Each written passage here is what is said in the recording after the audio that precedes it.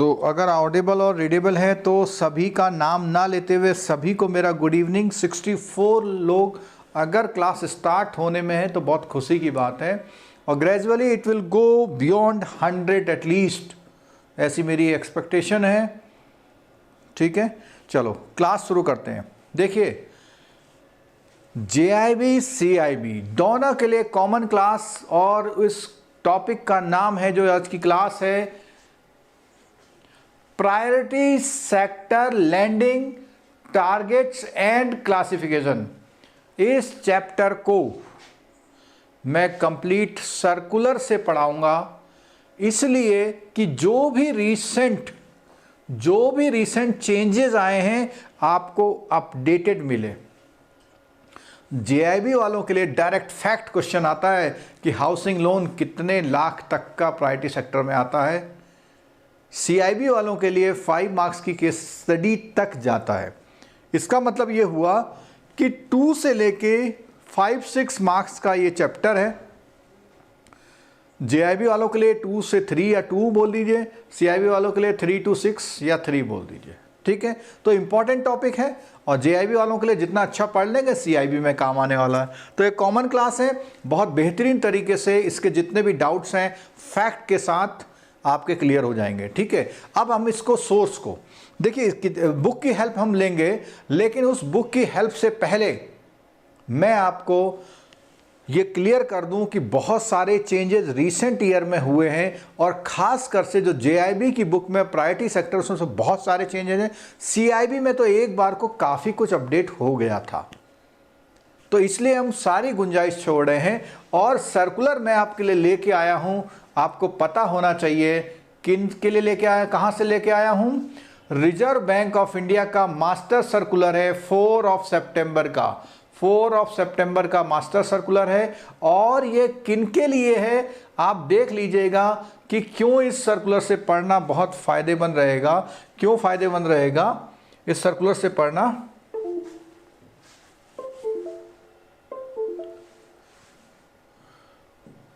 इसलिए रहेगा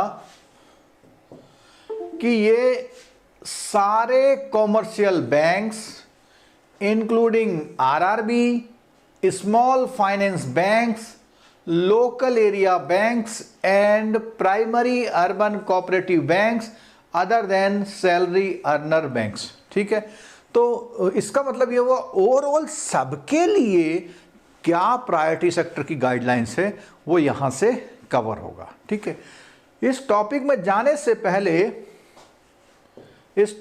जाने से पहले हमको थोड़ा सा प्रायोरिटी सेक्टर का कॉन्सेप्ट क्लियर करना पड़ेगा आपको। जिन लोगों को आता है अच्छी बात है, जिन लोगों को नहीं आता उनको सीखने के लिए काफ़ी कुछ यहाँ मिलने वाला है। तो सबसे पहले हमारी ये जो टारगेट है प्रायोरिटी सेक्टर की टारगेट, ये टारगेट है लैंडिंग की। किसकी है? लैंडिंग की, यानी आपको जो लैंडिंग करनी है उसमें टारगेट है, और लैंडिंग का मतलब है कॉमन टर्म में हम बोले एडवांसेस के टारगेट की बात है। अगर हम उसकी बात करें तो क्या बोलते हैं? टारगेट कर रहे हैं किसको? एडवांसेस को। और एडवांसेस का अगर मैं ब्रॉड टर्म लूं तो कोई भी बैंक का ये एडवांस है, और एडवांसेस को प्रायोरिटी सेक्टर लेंडिंग में 2 टाइप के एडवांसेस को पहले कैटेगराइज किया हुआ। एक है फंड बेस्ड और एक है non fund based.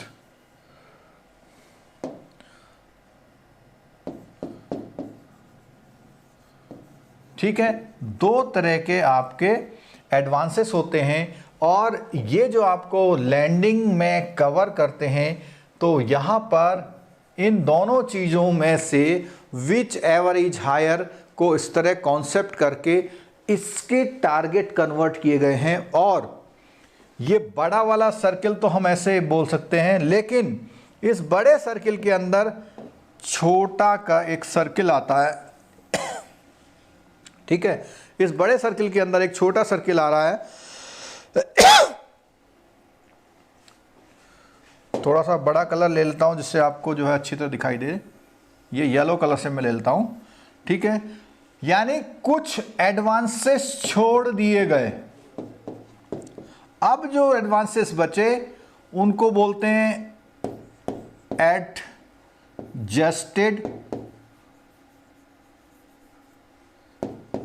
Net bank credit.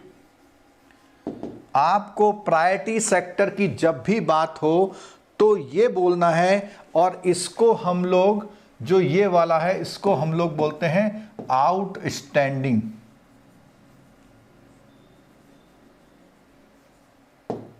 ठीक है, क्या बोल रहे हैं? आउटस्टैंडिंग्स, एडवांसेस की आउटस्टैंडिंग्स, और इसको बोलते हैं ANBC। क्या बोलते हैं हम लोग? ANBC। तो टारगेट जो है कुछ बैंकों के लिए आउटस्टैंडिंग से उठाए जाते हैं और कुछ बैंकों के लिए ANBC से उठाए जाते हैं, ये भी आज हमको समझना है। और ANBC क्या होता है, इस ANBC के कॉन्सेप्ट से 5 मार्क्स की केस स्टडी कभी कभी जो हमारा CIB है उसमें से पूछ रहा है, और वो एक न्यूमेरिकल टाइप की केस स्टडी है, ठीक है। ANBC निकलवा के प्रायोरिटी सेक्टर लैंडिंग के डिफरेंट क्वेश्चंस आपसे वो क्लियर कर रहा है। तो जो स्क्रीन आपके सामने दिखाई दे रही है इसमें क्लियर कट ये हमारा कॉन्सेप्ट लिखा गया है, ठीक है। बहुत खुशी की बात है, 119 लोग लाइव आ गए हैं, और बहुत तेज़ी से हम लोग और आगे इतना अच्छा काम करें कि सब लोग हमारे ही कोर्स से पास हो जाएं। जैसा कि मेरा प्रॉमिस है कि मैं इस बार सारी क्लासेस लाइव ले रहा हूं, लेकिन वो लाइव के दौरान आके आप पास कर लीजिए, फ्री ऑफ कॉस्ट है। लाइव के बाद आप देखेंगे तो ये क्लासेस नहीं मिलेंगी, ठीक है। जिन्होंने कोर्स लिया हुआ है उनके कोर्स में हमेशा मिलेंगी। सभी को अगेन गुड इवनिंग, जो लोग और ज्वाइन कर चुके हैं, ठीक है। एक जो हमारा एक स्क्रीन पूरा हमारा ये हो गया, और इस स्क्रीन में हमने थोड़ा सा बेसिक स्टाइल आपको बता दिया है। इसके बाद हम बात करेंगे, देखिए इसको मैं पूरा स्क्रीनशॉट ले लेता हूं। अब हम दूसरी बात करते हैं। क्या दूसरी बात कर रहे हैं कि जितना भी हमारा ANBC आउटस्टैंडिंग है, जितना भी हमारा ANBC या आउटस्टैंडिंग है, तो वो कौन कौन से टर्मिनोलॉजी है, वो कौन कौन से कैटेगराइजेशन है जिस पर आपको वर्क करना है या समझना है। तो वो जो कैटेगराइजेशन है, सबसे पहले अगर मैं बात करूं, जो बड़ा कैटेगराइजेशन है वो कैटेगराइजेशन है एग्री का।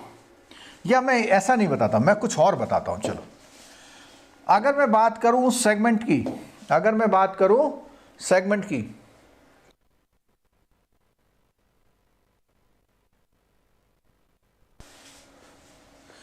तो सेगमेंट में सबसे पहले जो बहुत चर्चा में रहता है पर्सनल सेगमेंट होता है, उसके बाद एग्री सेगमेंट होता है, उसके बाद स्मॉल बिजनेस फंड होता है, और उसके बाद C&I होता है। तो अगर आपके पास क्वेश्चन आएगा out of these which is not the segment of the customer segment बोलते हैं, चाहे वो डिपॉजिट हो चाहे वो एडवांसेस, चाहे वो डिपॉजिट हो चाहे वो एडवांसेस हो, तो दोनों के सेगमेंट की अगर हम बात करें तो वो दोनों के सेगमेंट में इस तरह का क्राइटेरिया होता है, ठीक है। अब मेरा आपसे क्वेश्चन ये है कि out of these, in segment में से कौन सा सेगमेंट ऐसा है जो प्रायोरिटी सेक्टर में नहीं आता। पहला क्वेश्चन है out of these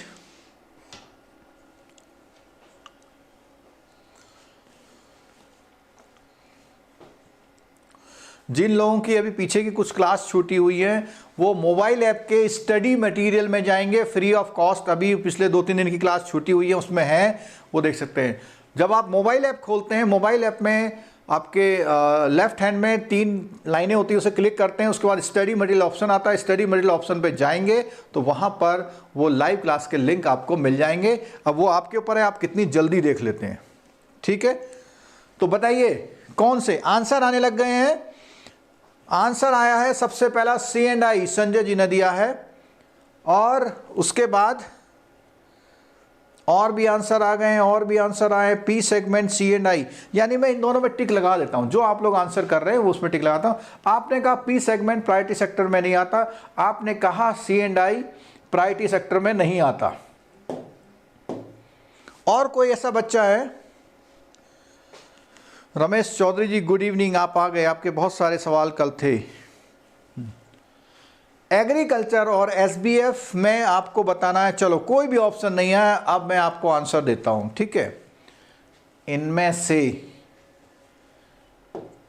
her segment में प्रायोरिटी सेक्टर नहीं आता, लेकिन जिसमें कंपल्सरीली आता है, यानी इनमें से कुछ पार्ट, इनमें से कुछ पार्ट, इनमें से कुछ पार्ट आता है, इसमें तो कभी नहीं आता। तो सी एंड आई तो कभी भी नहीं आता। No, yes. तो यहां पे आपका डाउट क्लियर हो जाना चाहिए। सी एंड आई में तो कभी नहीं आता, लेकिन ये भी वो लोग हैं जिसमें से आता भी है, नहीं भी आता है, जिसमें आता भी है और नहीं भी आता, ठीक है। अब देखिए जरा, अगर मैं पर्सनल सेगमेंट की बात करूं तो पर्सनल सेगमेंट में आपको पता है हाउसिंग लोन एंड कौन सा, एजुकेशन लोन आता है, ठीक है। एग्रीकल्चर की बात मैं करूं तो डायरेक्ट लैंडिंग आती है, और जो भी फार्म पर्पज की डायरेक्ट लैंडिंग है वो आती है। इनडायरेक्ट लैंडिंग में बहुत सारा पार्ट प्रायोरिटी सेक्टर में नहीं आता। क्या होता है वहां देखेंगे हम लोग। एसबीएफ की बात करूं तो एसबीएफ में जो प्रायोरिटी सेक्टर में आता है, माइक्रो एंड स्मॉल आता है, ठीक है, माइक्रो एंड स्मॉल आता है। उसके अलावा एक्सपोर्ट भी आता है, ठीक है। और बात करते हैं हम इसके अलावा, एग्रीकल्चर में बात करते हैं जब हम, तो बड़े बड़े प्रोजेक्ट भी इसमें कई सारे आते हैं, कई सारे नहीं आते हैं। पर्सनल, अब यहाँ पे कुछ मिसलीनियस चीज़ें हैं, जैसे जनधन योजना आती है, ऐसे ही सोलर के बहुत बड़े बड़े प्रोजेक्ट इसमें आते हैं। इंफ्रास्ट्रक्चर के प्रोजेक्ट भी आते हैं इसमें, ठीक है, क्लियर हो गया। और डीआरआई के लोन्स भी इसमें आते हैं, डिफरेंशियल रेट ऑफ इंटरेस्ट। तो ये एक स्केलेटन हो गया आपका प्रायोरिटी सेक्टर लैंडिंग का। कितना कितना आता है, क्या कॉन्सेप्ट है, हम धीरे धीरे पढ़ेंगे। छोटी क्लास नहीं होने वाली है, ये क्लास बड़ी होने वाली है, ठीक है। तो इस चीज़ को भी आप बहुत ध्यान से अपने माइंड में स्ट्रक्चर को बेस कर लीजिए, क्योंकि जब तक आप इसे नहीं समझेंगे तब तक आप जो भी आप रट रहे हैं उस रटने का कोई फ़ायदा आपको नज़र नहीं आएगा, ठीक है। चलिए अब चलते हैं उस मास्टर सर्कुलर की तरफ। कुछ हम थोड़ा सा तेज भी चल सकते हैं कहीं पे जहाँ पे इंपॉर्टेंट नहीं होगा, फैक्ट वाली पॉइंटों पे ज़रूर हम रुकने की कोशिश करेंगे, और अलग अलग बैंकों के क्राइटेरिया के अकॉर्डिंग भी बात करेंगे, ठीक है। तो इसमें देखते हैं कि क्या उन्होंने बोला हुआ है, बहुत तेज़ी से इसमें एक ओवरलुक लेंगे। इसमें क्या बोलते हैं, देखिए, प्रायोरिटी सेक्टर लैंडिंग गाइडलाइंस की बात है, रिव्यू की गई थी कब, 2015 में, और उसके बाद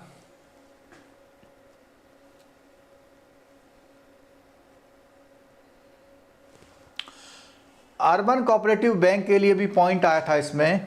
अर्बन कोऑपरेटिव बैंक ले पहले तो 2015 में रिव्यू की गई थी, अर्बन कोऑपरेटिव बैंक में 2018 में इसमें कुछ आया था, और इसमें सारे commercial bank, scheduled bank, RRB, urban cooperative bank, LAB, ये सारी चीज़ लोकल, एलएबी का मतलब लोकल एरिया बैंक, ठीक है, इस गाइडलाइन को पूरा मिला के बनाया गया था। और यहाँ पर एक ये देखना, ये इस बात को ध्यान रखना कि what is the purpose of priority sector guideline, किसी बुक में नहीं है, या क्वेश्चन आपका आ सकता है। वो क्वेश्चन है, ये है to achieve sustainable development goals, SDG.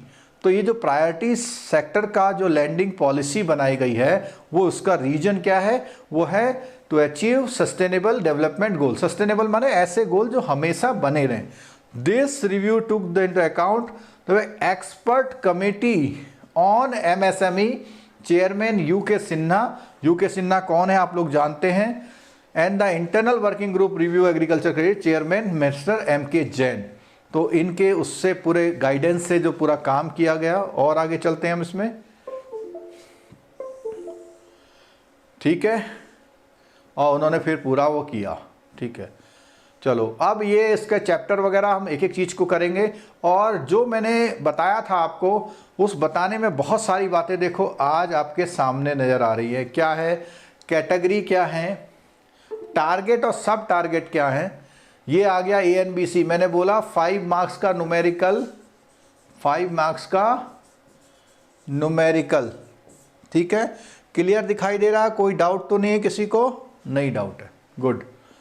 उसके बाद क्या है, adjustment for weights in PSL achievement. अगर आप PSL अचीव कर देते हैं तो आपको क्या वेट यानी क्या बेनिफिट मिलते हैं, ठीक है। आगे अब जब हम कैटेगरी की बात करते हैं, जिस कैटेगरी को मैं डिफाइन कर रहा था उस डिफाइन करने में मैंने वो सारी चीज़ें लिखी थी। उस डिफाइन करने में उन कैटेगरी को हम थोड़ा सा और अच्छी तरह से यहाँ पढ़ने की कोशिश करते हैं, ठीक है। क्या चीज़ें हैं देख लीजिए ज़रा। इसमें है, मैंने लिखा था एग्रीकल्चर, ठीक है।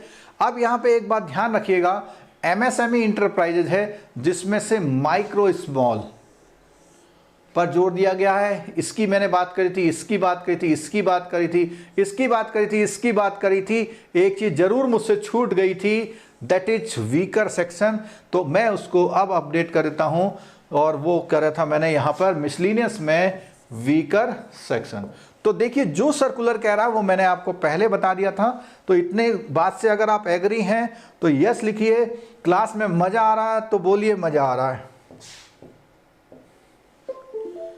आपको तो तब मज़ा आएगा जब रिजल्ट में पास होंगे, तब तक कहोगे सब बेकार है, ठीक है।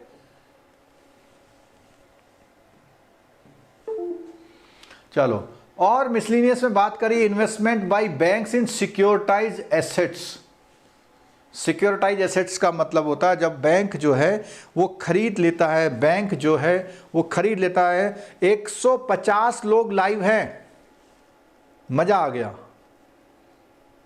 अगर नेक्स्ट क्लासों में कल जो सुबह 9 बजे क्लास हो रही है उसमें 200 लोग कर दीजिए, ठीक है। Investment by bank in security asset. तो सिक्योरिटाइज एसेट का मैंने मतलब बताया था। सिक्योरिटाइज एसेट का मतलब होता है जब आप जो मॉर्गेज एसेट्स होते हैं उन एसेट्स को कहीं से खरीदते हैं और खरीदने के बदले में सिक्योरिटी ऑफर करते हैं। एक तरह से ये समझ लिए, बाकी जिसको अच्छी तरह से समझना हो वो मेरी सरफेसी वाली क्लास लीजिएगा, ठीक है। Transfer of asset through direct assignment, outright purchase, यानी वो असाइनमेंट के थ्रू ले लेना या पूरा परचेज कर लेना। इंटरबैंक पार्टिसिपेशंस की बात आई है, प्रायोरिटी सेक्टर लैंडिंग सर्टिफिकेट की बात आई है, MFI की बात आई है, और NBFC हाउसिंग फाइनेंस कंपनी जो है उनकी जो लैंडिंग्स हैं उस पर भी बात होगी। उसके बाद लिमिट ऑन लैंडिंग में कितना कितना कर सकते हैं, कोऑर्डिनेशन लोन बाय बैंक, और मॉनिटरिंग प्रायोरिटी सेक्टर टारगेट के मॉनिटरिंग है, नॉन अचीवमेंट में क्या होगा, कॉमन गाइडलाइन क्या है। तो ये सारी जो चीज़ें इसमें ये कवर की गई हैं इस सर्कुलर में। लेकिन हम आते हैं अपने मतलब पर, हमें क्या चीज़ सीखनी है। चलिए चैप्टर 1, सबसे पहला 1 मार्क्स का क्वेश्चन। सबसे पहला 1 मार्क्स का क्वेश्चन क्या है। 1 मार्क्स का question, in exercise of the power conferred in section 21 and 35A। अब देखो एक ये सेक्शन आप लोग बहुत अच्छी तरह से याद रख लो, 35। अगर क्वेश्चन कोई आए और कुछ भी सेक्शन समझ में नहीं आ रहा तो मेरे नाम पे ये लगाया है ना, बहुत कुछ है इस सेक्शन 35 में, ठीक है। Read with section 56 of banking regulation act. कौन से एक्ट में, BR एक्ट में। तो Reserve Bank of India being satisfied that it is necessary and expedient in the public interest so to do hereby issue the direction hereinafter। तो RBI को बैंकों को public interest में इंस्ट्रक्शंस देने का राइट है। तो अधिकतर राइट कहाँ, मैंने बोला 35 में। क्लियर हो गई बात? आगे बढ़ते हैं भाई।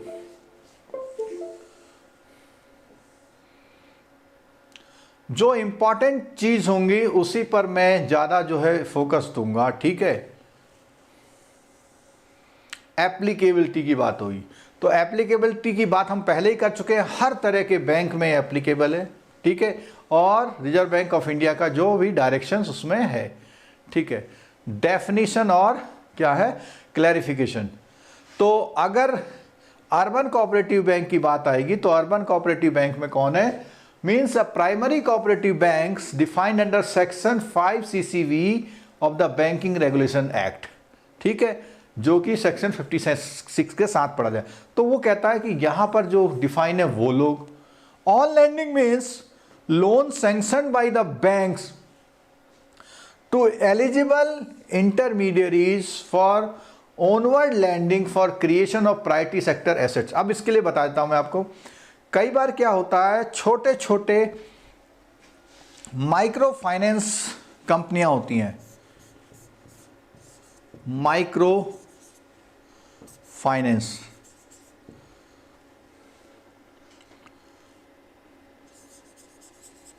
जिसको हम MFI बोलते हैं, माइक्रो फाइनेंशियल इंस्टीट्यूशन।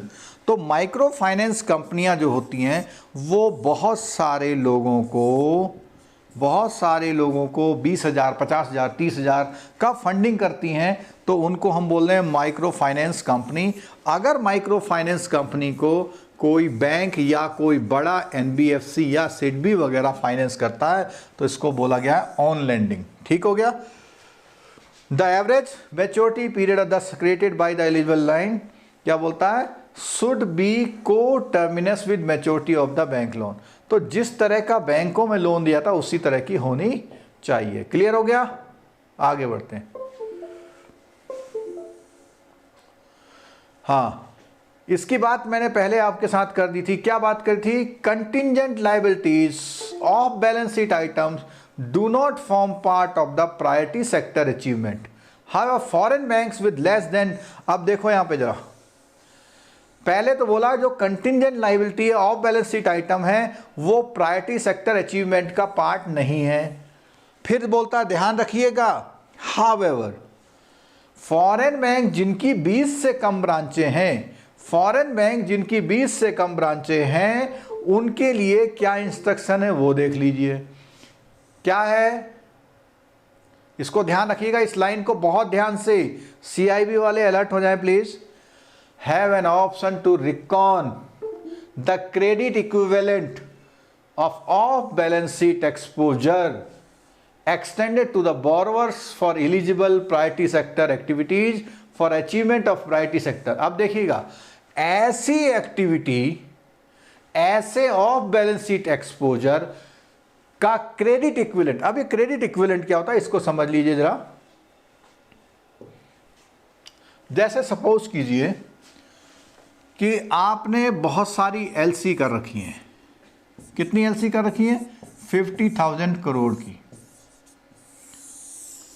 तो आप ये मानते हैं कि ये 50,000 करोड़ आपके बैड लोन में कन्वर्ट नहीं होने वाले।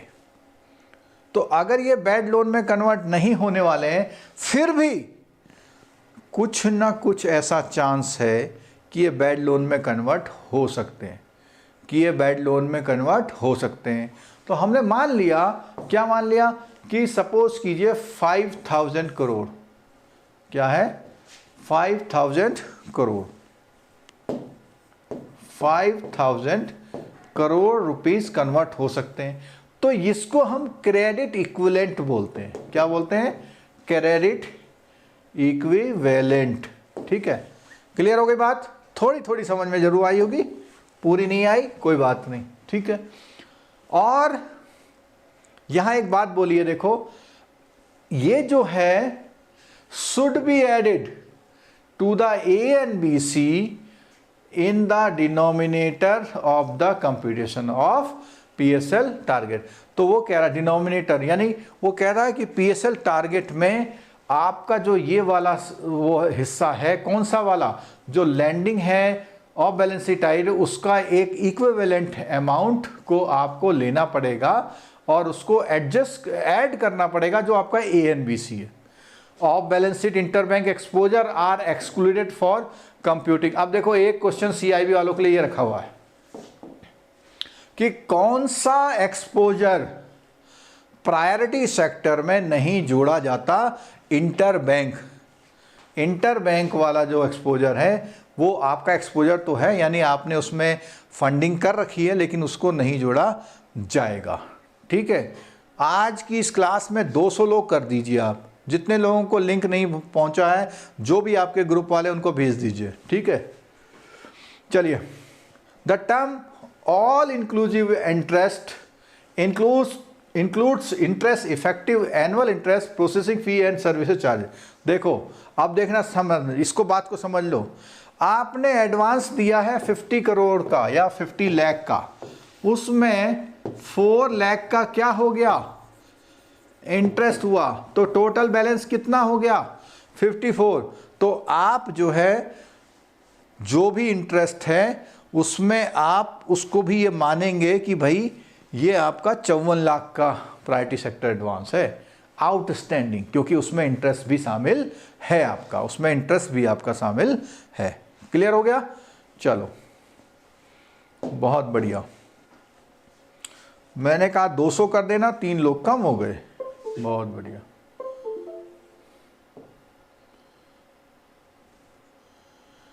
ये जो लोग प्रायोरिटी सेक्टर की क्लास ले रहे हैं, कंप्लीट क्लास लेंगे, उनका प्रायोरिटी सेक्टर का क्वेश्चन गलत नहीं होगा। ठीक है, चलो। अजिंक्य जी बहुत लेट आए, क्या बात हो गई? जिनको विजिबिलिटी नहीं हो रही, अपनी पिक्सल क्वालिटी को थोड़ा इंप्रूव कर रहे हैं, फॉन्ट छोटे छोटे हैं, इसलिए आपको थोड़ा सा एडिशनल वर्क करना पड़ सकता है।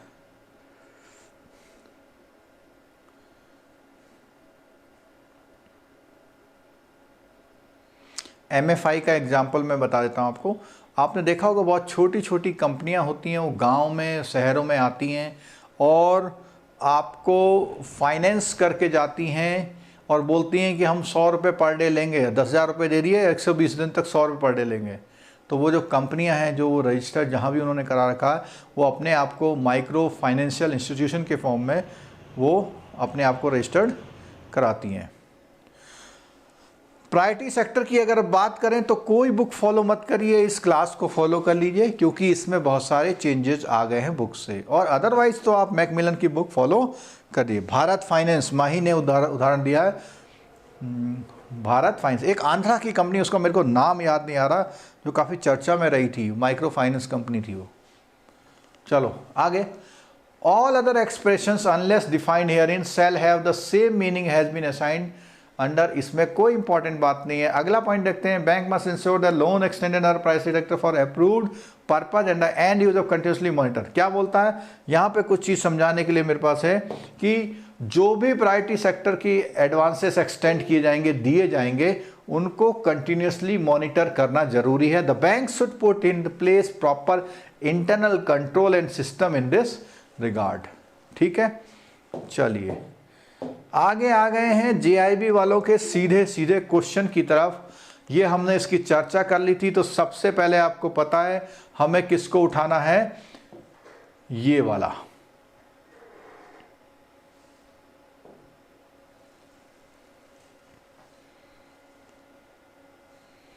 थोड़ा सा दिखने में गड़बड़ हो सकती है, ठीक है।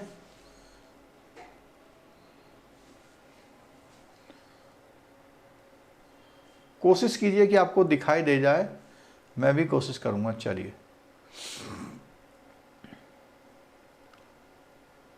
चलिए अब देखिएगा, द टारगेट है। एक बहुत इंपॉर्टेंट क्वेश्चन सामने आ गया। जब क्वेश्चन आएगा कि प्रायोरिटी सेक्टर की जो टारगेटिंग होती है वो कैसे होती है, प्रायोरिटी सेक्टर की टारगेटिंग कैसे होती है, तो उसमें बोला हुआ है कैसे होती है। उसने बोला हुआ है set under priority sector lending to be computed on the basis of the ANBC या CEOBE। ठीक है, CEOBE किसके मामले में होता है?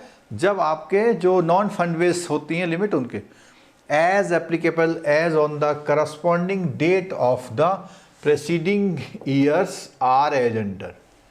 ठीक है, तो जो भी साल है उस पर पूरा करना है, उस डेट पर पूरा करना है। क्या है? Total price. तो पहले देखो कैटेगरी देखते हैं जरा। कैटेगरी में इसमें ये दो कैटेगरी तो बहुत कॉमन थी, इन दोनों कैटेगरी में थोड़ा थोड़ा फर्क है।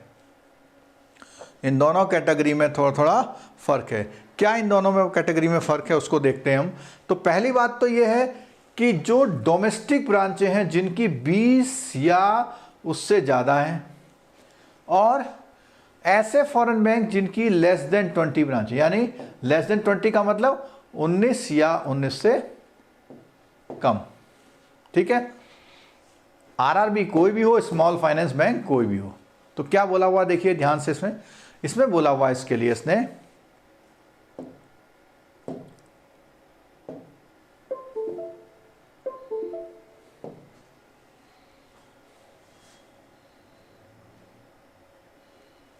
पहला कॉलम है, क्या कॉलम पहला देखिए, पहले कॉलम में बोला 40%। कितना बोला हुआ? अब ये हमेशा ध्यान रखना, ऑफ एएनबीसी और COB which ever is higher.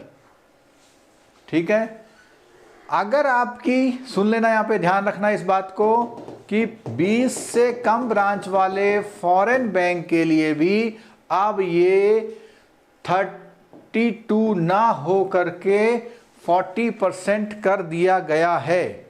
ठीक है, और क्या बोला उसमें देखो, out of which 32 can be in the form of lending to export and not less than 8% can be any other priority sector. अब देखो क्या बोला उसने कि आपको 40 तो करना है पूरा, जिसमें से आपका 32% एक्सपोर्ट का उठा सकते हो, लेकिन 8% आपको अदर भी करना है, यानी एग्रीकल्चर भी करना पड़ सकता है, हाउसिंग लोन भी देने पड़ सकते हैं, और एसएमई के जो माइक्रो और स्मॉल के लिए एडवांसेस है वो भी देने पड़ सकते हैं, जनधन अकाउंट भी देना पड़ सकता है, कुछ भी है।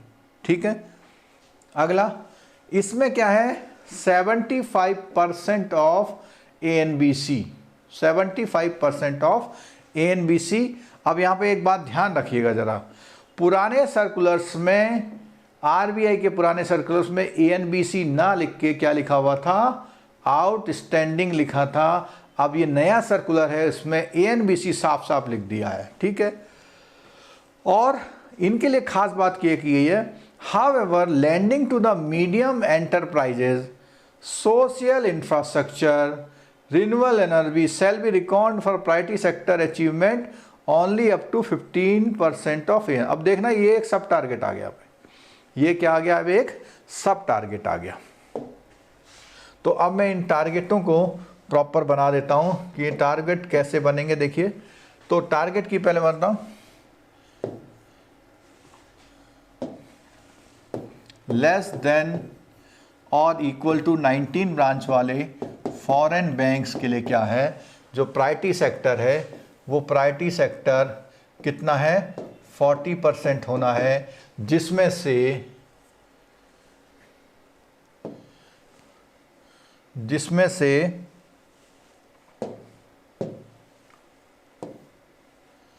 32% आप एक्सपोर्ट में ले सकते हैं। मेरे साथ रिवाइज कर लीजिएगा, ये टॉपिक दोबारा नहीं करना पड़ेगा, लेकिन जिसने मिस किया और एक नंबर भी आ रहा होगा तो वो भी जाएगा।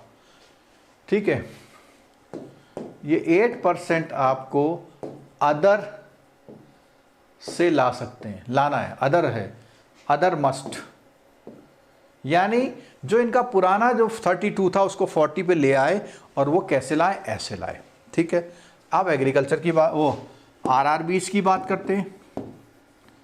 आरआरबीज के लिए बोला हुआ है, क्या बोला हुआ है, ध्यान से सुनिएगा, आरआरबी के लिए बोला हुआ भैया 75% ऑफ एएनबीसी। ठीक, तो उसमें क्या करना है, 75% आरआरबी के लिए बोला हुआ है, लेकिन इसमें आप मैक्सिमम इसमें आप maximum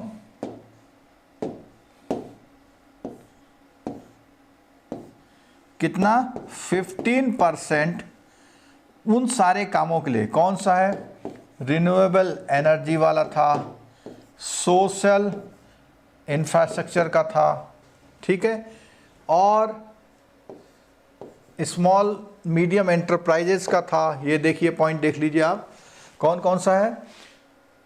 however lending to the medium enterprise, small नहीं था, मीडियम एंटरप्राइजेस, सोशल इंफ्रास्ट्रक्चर है, रिन्यूएबल एनर्जी को 15% पे वो किया था। तो इसमें स्मॉल नहीं था, मीडियम एंटरप्राइजेस को, ठीक है। तो यानी मीडियम एंटरप्राइजेस के लिए आप इनके लिए मिला के, और ये कैप है, इससे आप इधर को नहीं जा सकते।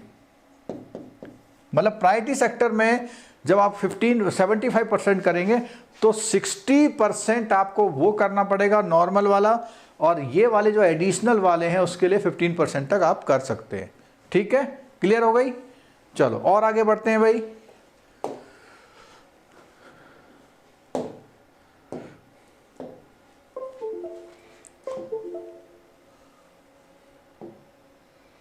अब सेकंड पोर्शन आ गया भैया एग्रीकल्चर का, उसके बाद माइक्रो एंटरप्राइजेज, उसके बाद एडवांसेस टू वीकर सेक्शन। बहुत इंपॉर्टेंट स्लाइड है आपका, कम से कम 1 मार्क्स इस स्लाइड से हो जाएगा। एग्रीकल्चर के लिए बोलता है 18%, ठीक है, जिसमें से 10% स्मॉल एंड मार्जिनल फार्मर्स के लिए। तो इसको भी समझ लेते हैं जरा।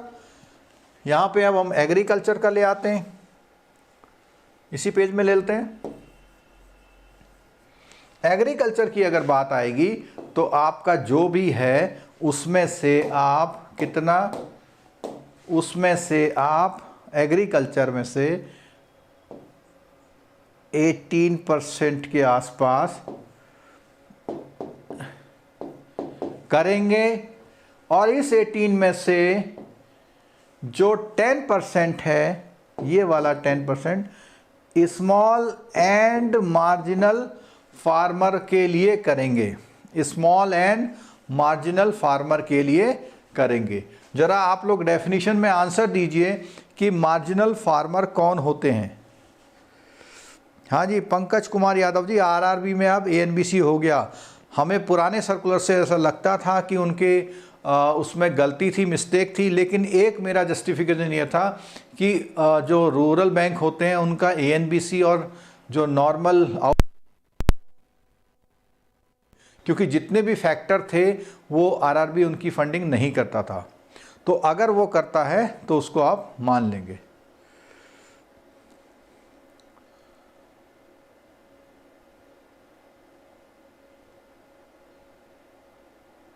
दो आंसर हमारे सामने आ गए हैं, 3 आंसर आ गए हैं। एक ने बोला 1 हेक्टेयर से कम, एक ने बोला 2 एकड़ लैंड होल्डिंग, एक ने बोला 2.52। Small and marginal farmer. अच्छा चलो आप ये बताइए, स्मॉल बड़ा होता है या मार्जिनल? आप लोग ये आंसर दीजिए कि स्मॉल बड़ा होता है या मार्जिनल। तब तक मैं जरा एक कैमरा सेट कर लूं।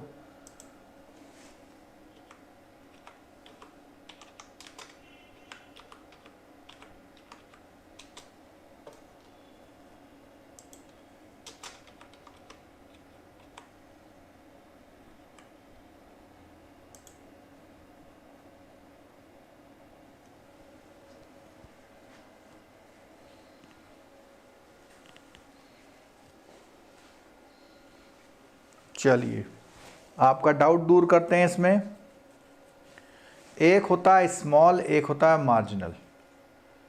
मार्जिनल और small, less than 1 hectare, 1 to less than 2 hectare. सारे डाउट को लिए, ये नाम तो स्मॉल एंड मार्जिनल फार्मर है, लेकिन मार्जिनल फार्मर छोटा होता है। मार्जिनल का मतलब सीमांत कृषक, तो मार्जिनल वो होता है जिसको 1 हेक्टेयर से कम का लैंड है, और 1 हेक्टेयर को हम लोग डिफाइन करते हैं 2.5 एकड़ में, 2.5 एकड़ में। ठीक है, क्लियर हो गई? चलो अब इस बात को आप देख लीजिए, क्लैरिटी वाली बात है। तो आप लोग, तो आप ये ध्यान रखिएगा कि 18% में से 10% आपको इनको देना पड़ेगा। इसको हम सब टारगेट कहते हैं, इसको भी हम सब टारगेट कहते हैं, इसको भी हम सब टारगेट कहते हैं। और ये हमारा टारगेट, ये हमारा टारगेट, और ये हमारा टारगेट। ठीक हो गया? तो जरा हम उस स्लाइड पे चलते हैं जहाँ पे हमने कैटेगराइजेशन किया था इनका। तो क्या बात आई? कुछ बात यहाँ पे निकल के आई। एग्रीकल्चर के लिए एक टारगेट आ गया, कितना? 18। ठीक है ना? और सब टारगेट की बात करेंगे तो 10 और 8, वो आप आगे देख लीजिएगा जब इसको समझेंगे हम। ठीक है, चलो और आगे आते हैं भैया। इनके लिए अवेलेबल नहीं है, एग्रीकल्चर का कोई टारगेट नहीं है। आरआरबी के लिए क्या है? Out of which a target of 10% to prescribe for small. तो ये और ये लगभग सेम है। ठीक है, आगे 18% ऑफ एनबीसी, और इसमें भी बिल्कुल सेम है। किनके लिए? जो स्मॉल फाइनेंस बैंक हैं उनके लिए भी वही है। ठीक है, आगे माइक्रो में आ जाइए। Micro enterprises, micro enterprise, MSME का M, पहला वाला M क्या है देखते हैं जरा।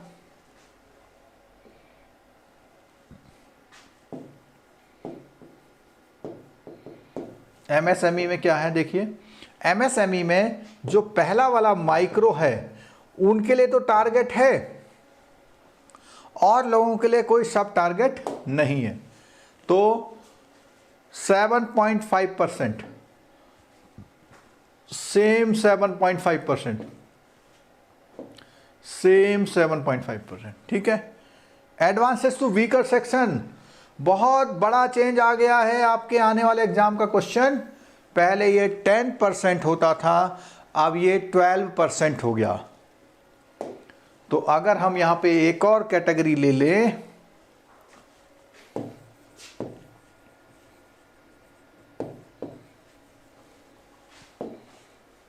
तो वीकर सेक्शन के लिए आ गया 7.5%। ठीक है,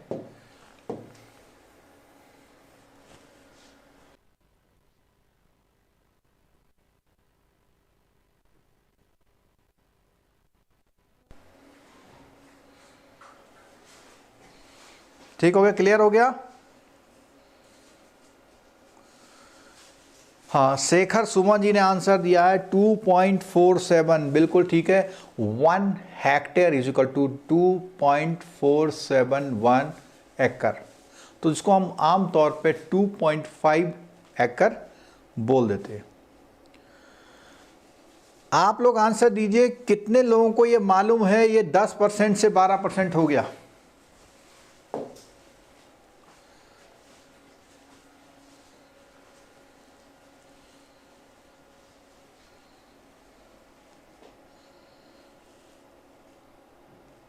कितने लोगों को ये मालूम है ये 10% से 12% हो गया? आपकी बुक में देखिएगा, चाहे JIB वाले हों, CIB वाले। नहीं मालूम ना? तो अगर ये आपका, अच्छा बहुत से लोग जानते हैं भाई, बहुत से, अभी पता चला, गुड गुड गुड। अगर ये क्वेश्चन आएगा तो 1 नंबर पक्का आपका उस दिन होने वाला है। और revise target for agriculture and SME will be implemented phase manner as indicated in the para 2।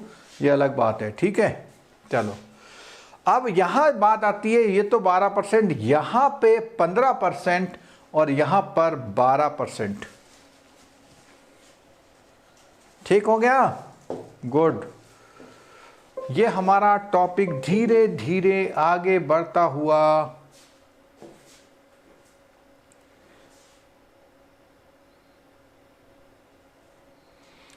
अब इसमें जो है, जो ये इम्प्लीमेंटेशन की बात करी गई है, ये इम्प्लीमेंटेशन जो होगा, उस इम्प्लीमेंटेशन में जो बात करी गई है वो ये वाली क्या है? The target of lending small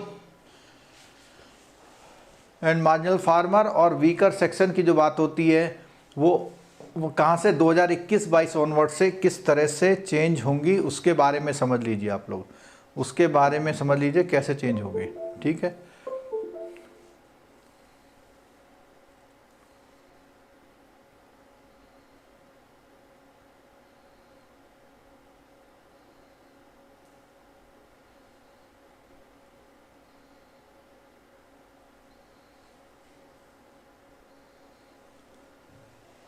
चलिए ये देख लीजिए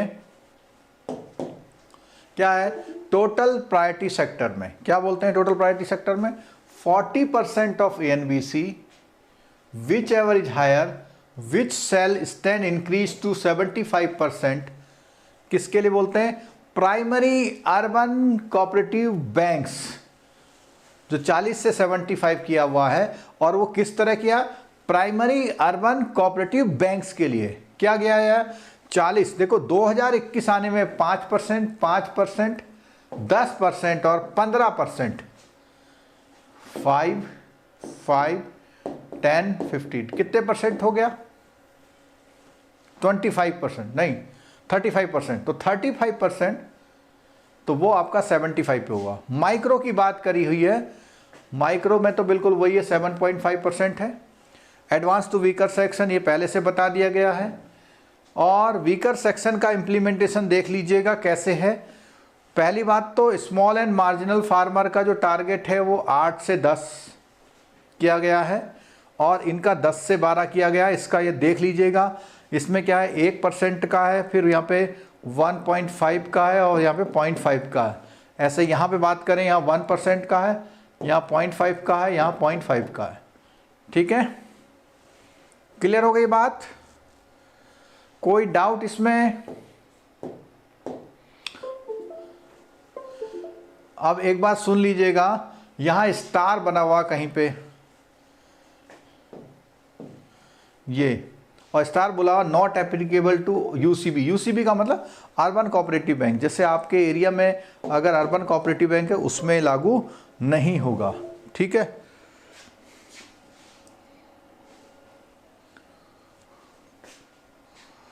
थोड़ी सी चाय पी लूं मैं।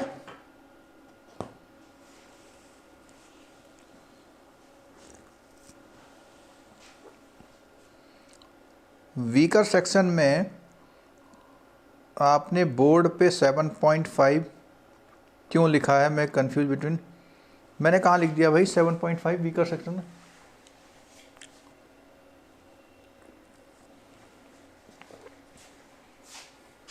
देखते हैं, कोई मिस्टेक होगी तो भूल सुधार किया जाएगा।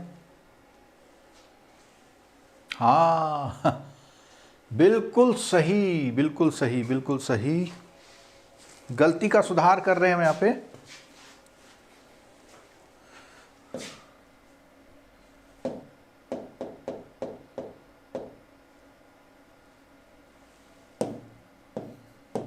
लीजिए येलो कलर से लिया, बिल्कुल सही पकड़ा आपने, आपका पॉइंट बिल्कुल जायज़ था। वो मैं इधर माइक्रो के उसमें शायद कंफ्यूजन कर दिया, माइक्रो था 7.5।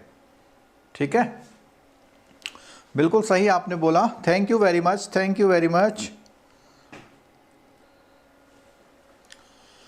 अब other than urban cooperative banks जो हैं, डोमेस्टिक बैंक्स और फॉरेन बैंक जिनकी 20 से ज़्यादा ब्रांचेज हैं, उनके लिए क्या बोला हुआ है, that overall lending to the non corporate farmer does not fall below the system wide average और the last 3 years achievement will be separately notified each year. क्या बोला उन्होंने? उन्होंने बोला जो नॉन कॉर्पोरेट फार्मर को आपने फंडिंग की है, नया पॉइंट है, नॉन कॉर्पोरेट फार्मर का मतलब नॉर्मल फार्मर को जो फंडिंग की हुई है उसका जो है लास्ट 3 year का जो एवरेज अचीवमेंट है वो फॉल नहीं करना चाहिए, उससे कम नहीं होना चाहिए, does not fall below the system wide average. ठीक है, चलिए मैंने चाय भी पी ली, थैंक यू।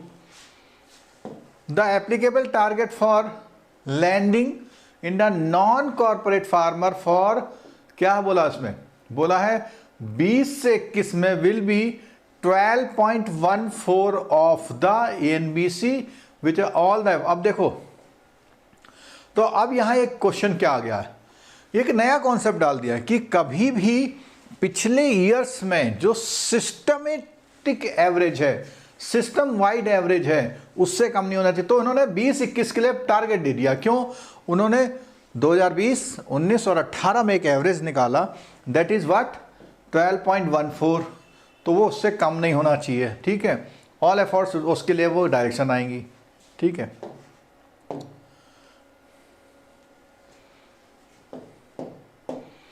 चलिए अब स्क्रीन पे जो आ रहा है वो थ्योरेटिकल 1 क्वेश्चन, न्यूमेरिकल 5 क्वेश्चन। ओहो, यहाँ एक प्रॉब्लम कर दी इन्होंने बहुत बड़ी वाली, तो इसका मुझे कुछ इलाज ढूंढना पड़ेगा और मैं इसके लिए क्या कर सकता हूँ, मैं करता हूँ कुछ आपके लिए, ज़रूर मैं कुछ करूँगा।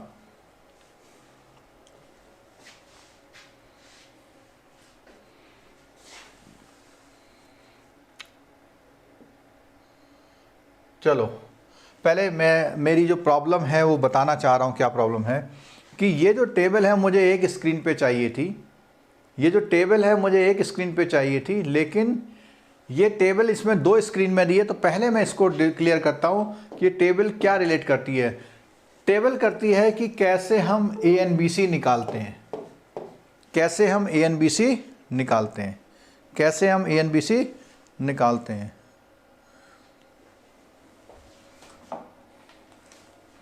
तो adjusted bank, net bank credit की बार बार बात तो कर रहे थे, लेकिन उसको कैसे निकाला जाए, तो उसको निकालने का जो प्रोसेस दिया हुआ है,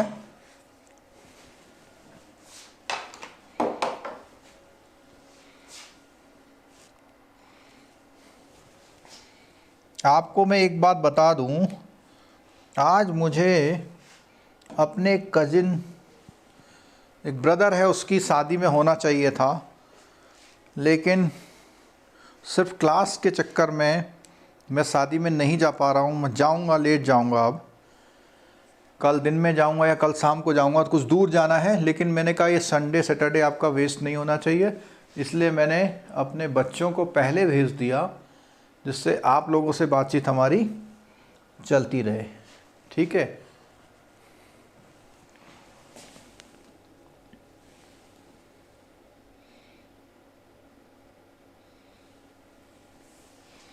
विनोद जी ANBC की जो आप बात कर रहे हैं, ANBC क्या होता है पूछ रहे हैं। तो ANBC जो बेसिकली ANBC है, वो ANBC आपके, चलो मैं स्लाइड में मैंने बनाया था, अगर आपने लेट ज्वाइन किया है मैं दिखा देता हूँ आपको, और ये जानना बहुत ज़रूरी भी है। ये होता है ANBC, ये होता है जो आपकी टोटल आउटस्टैंडिंग होती है, जो आपकी टोटल आउटस्टैंडिंग होती है, वो आउटस्टैंडिंग से कुछ पार्ट काट कर, एडजस्ट कर कर जो नेट बैंक क्रेडिट बनता है, उसको हम ANBC बोलते हैं।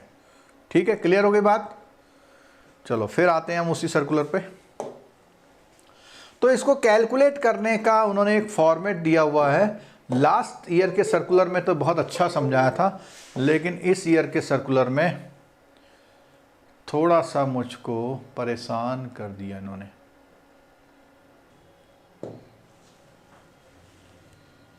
तीसरा बंदा नहीं आ रहा, चलो इतने पे बात कर लेते हैं पहले, कोई बात नहीं। तो एडजस्टेड नेट बैंक क्रेडिट की जब हम बात कर रहे हैं, तो एडजस्टेड नेट बैंक क्रेडिट में क्या होगा कि जो भी बैंक के एडवांसेस हैं, CIB वाले बहुत अलर्ट हो जाएं इसमें, जो भी बैंक के एडवांसेस हैं उसमें से क्या होगा, सारा कुछ आपने उठा लिया और कहाँ लिख दिया, आपने सारा कुछ उठा के कहाँ लिख दिया,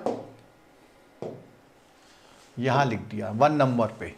उसके बाद क्या हुआ, बिल रीडिस्काउंटेड विद RBI के साथ जो आपने बिल रीडिस्काउंट किए हुए हैं या अदर अप्रूव्ड फाइनेंशियल इंस्टीट्यूशंस के साथ किए हुए हैं, तो वो आपका माइनस हो जाएगा। क्यों?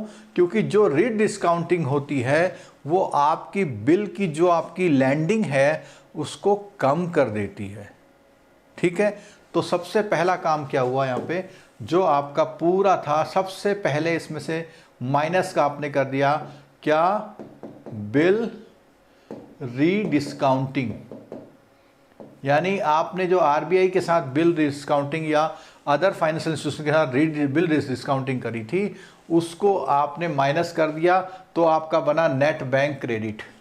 अब ये जो नेट बैंक क्रेडिट है, इसमें क्या क्या चीज प्लस होंगी या माइनस होंगी, क्या क्या चीज प्लस होंगी या माइनस। यहां देखिए जरा, जो आपका ये वाला पोर्शन था, पहला जो सेकंड वाला पोर्शन है, सेकंड वाले पोर्शन में, इस सेकंड वाले पोर्शन को जब घटाए तो जो थर्ड पोर्शन आया, वो थर्ड पोर्शन इस फॉर्मूले में देखिए, थर्ड पोर्शन के बाद जो फोर्थ पोर्शन है, थर्ड पोर्शन के बाद जो फोर्थ पोर्शन है, उसमें क्या एक्शन हुआ देखिए, थर्ड पोर्शन के बाद फोर्थ पोर्शन ऐड हुआ है। फोर्थ पोर्शन क्या कहता है उसके बारे में हमें समझना है, फोर्थ पोर्शन क्या कहता है उसके बारे में समझना है। क्या कहता है देखिए फोर्थ पोर्शन, आपका outstanding deposit under RIDF and other eligible fund with NABARD.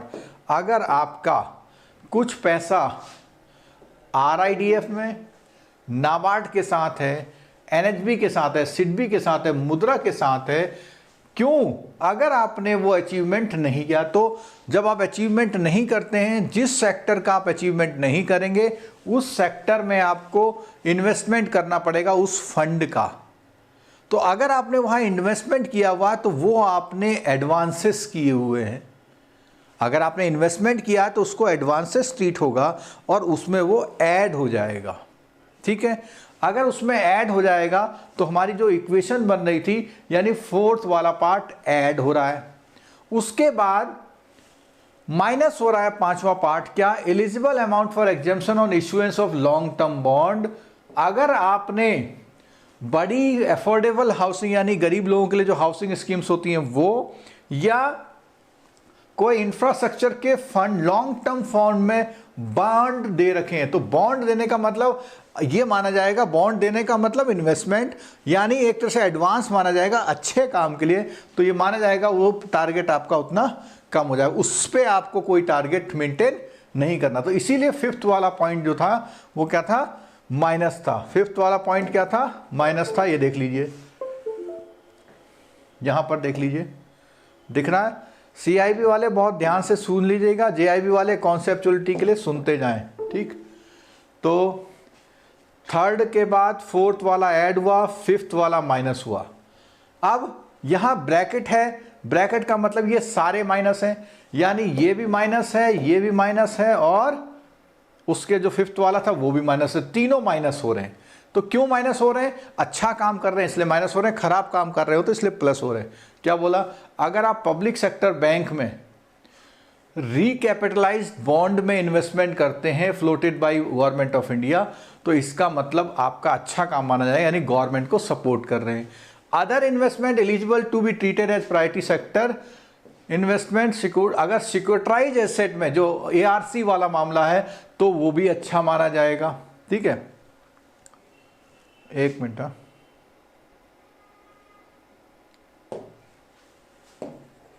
हाँ, नेक्स्ट पॉइंट क्या है? Other investment eligible to be treated as priority sector, example के लिए बोला उन्होंने इन्वेस्टमेंट इन सिक्योरिटाइज एसेट्स में। अगर आपने कोई ऐसा इन्वेस्टमेंट कर लिया है जिसको प्रायोरिटी सेक्टर की तरह ट्रीट किया जाएगा, तो उसके लिए बोला हुआ है उसको आप प्लस करेंगे, यानी इसके लिए आपको एडिशनल प्रायोरिटी सेक्टर करना पड़ेगा। और अगला इसको माइनस किया गया है, किसको? नाइन्थ वाले को। क्या है नाइन्थ वाले को? अगर आपने कोई सिक्योरिटी रखी है और HTM कैटेगरी की है, कौन सी? HTM, तो इसमें जो है लॉन्ग टर्म वाली जो रेपो ऑपरेशन वाली जो सिक्योरिटी है, ठीक है, targeted long term repo operation, तो उसके लिए उसने बोला, एक बोला हुआ ये, और दूसरा SLF MF also extend regulatory benefit SLF MS scheme. तो ये इस स्कीम में अगर आपने इन्वेस्टमेंट किया हुआ है तो वो माइनस हो जाएगा, यानी आपने अच्छे काम के लिए किया हुआ है, ठीक है। अगला bonds debenture non SLR category के करे हुए, तो वो आपको SLR कैटेगरी के लिए करना तो ओके है, लेकिन नॉन एसएलआर कैटेगरी के लिए इन्वेस्टमेंट कर रहे हैं तो उसके लिए एडिशनल टारगेट कवर करना है, ठीक है। तो इसके बाद जब एएनबीसी की बात आ रही है यहाँ पे, तो बोलता है ANBC other than UCB, ANBC for UCB. तो अदर देन यूसीबी यानी नॉर्मलाइज सारे बैंक जो हैं उनके लिए तो ये फॉर्मूला है, और जो हमारे एएनबीसी है अर्बन कोऑपरेटिव बैंक, उनके लिए एएनबीसी जो है वो क्या बनेगा, इसमें क्या क्या गायब कर दिया उन्होंने, 5वां, 5th, 7th, 8th, 3 चीज़ें गायब कर दी। कौन कौन सी, 5th, 7th और 8th। तो ये दोनों कैटेगरी इनके लिए शामिल नहीं है। किन के लिए, यूसीबी के लिए। कौन कौन सी कैटेगरी शामिल नहीं है, देखिए यूसीबी के लिए एक्सक्लूड कौन कौन सी करी हैं, यूसीबी के लिए एक्सक्लूड करी हैं, एक तो 5th कैटेगरी ऊपर थी और मतलब उसका कोई कंसीडरेशन नहीं करना है, और उसके अलावा 2 कैटेगरी और है 7th और 8th वाली।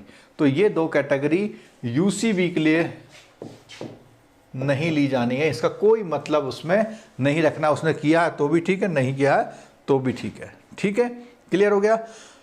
तो आज की जो क्लास है, इस क्लास को हम थोड़ा यहीं कोशिश करेंगे रोकने की। कल भी क्लास लेनी है हमको, इस क्लास को हम यहीं रोक रहे हैं, और चूँकि बहुत सारे लोग अब थक गए हैं शायद, एएनबीसी को रिपोर्ट कर देते। देखो मैं बताऊं आपको, एएनबीसी जब भी पढ़ना है तो एक तो इस वीडियो को रिपीट करके देख सकते हैं, इस सर्कुलर को डाउनलोड कर सकते हैं, और कॉन्सेप्ट क्या करना है, कॉन्सेप्ट ये रखना है कौन से वेलफेयर के काम हैं जिससे क्रेडिट एक्सपेंशन होता है, उनसे तो आपका प्रायोरिटी जो सेक्टर लैंडिंग है वो कम होती है। लेकिन कोई जानबूझ के ऐसी बदमाशी आप कर रहे हैं कि प्रायोरिटी सेक्टर को नहीं देना चाहते और कहीं और फंड डाले जा रहे हैं आप, तो उनके लिए आपको प्रायोरिटी सेक्टर एडवांस वो करना है। तो एएनबीसी का मतलब ये है कुछ एडजस्टमेंट, कौन से एडवांस लिए जाएंगे, बैंक क्रेडिट नॉर्मल जो बैंक के एडवांसेस सेक्शन है, उस सेक्शन के बाद जो आपने इन्वेस्टमेंट किए हुए हैं उन इन्वेस्टमेंट्स में से कौन से लिए जाएंगे और कौन से नहीं लिए जाएंगे, ठीक है। एसटीएम होता है, एसटीएम की एग्जांपल अभी किसी ने ऊपर दिया भी था,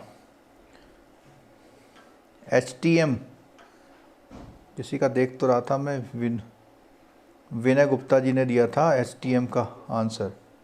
हेल टिल मैच्योरिटी होता है, हेल टिल मैच्योरिटी का होता है आपने एफडीआर बनाई 5 साल के लिए और आपने उसे 4 साल में ही निपटा दिया, प्री मैच्योर लेके फ़ायदा कमा लिया, तो ऐसा नहीं करना।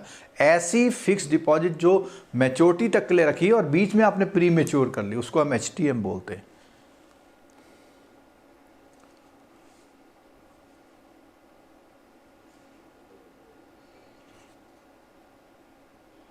विपुल राणा जी भी क्लास में हैं।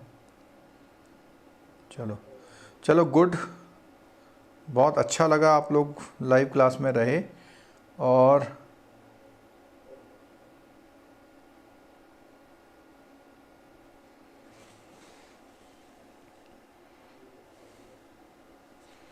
कल हम लोग मिलेंगे 9 बजे। आप लोग सभी लोग 9 बजे ज़रूर क्लास में आएगा, एनपीए पढ़ाऊँगा, और प्रायोरिटी सेक्टर का सेकंड पार्ट हो सकता है मैं बहुत जल्दी कवर अप करूँगा, ठीक है। Okay, thank you very much, good night.